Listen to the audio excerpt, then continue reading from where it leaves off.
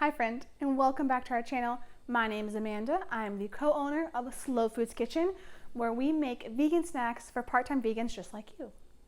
Now you might know that we dehydrate our snacks, and you may have wondered why. Why should you dehydrate your snacks? Why should you eat dehydrated foods? And I wanted to tell you. When you take, let's say you bake kale chips in the oven. You take your kale and mix it up and it goes in the oven. And you bake it at 200, 250, 300, even your air fryer over 150 degrees. What happens is the heat actually breaks down the enzymes and the live nutrients that are in your food.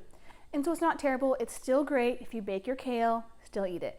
But one of the benefits of dehydrating your food at 100 degrees, 115, maybe even 118, is that when you dehydrate, you're not applying any heat to the food.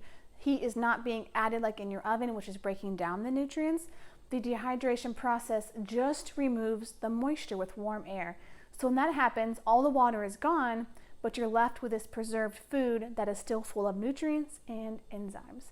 And so that's why we dehydrate our snacks, is because we want to give you the most healthiest snack we can, full of plant-based nutrients, including all the enzymes and awesome live benefits of real food.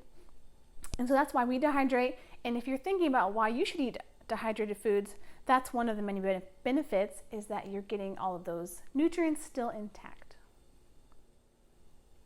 Thanks for watching. I hope this answered your question. And if you have more questions, drop those in the description box below so I can answer more of them for you. I'm happy to help. And check out this other video on dehydrated reviews and which ones we recommend.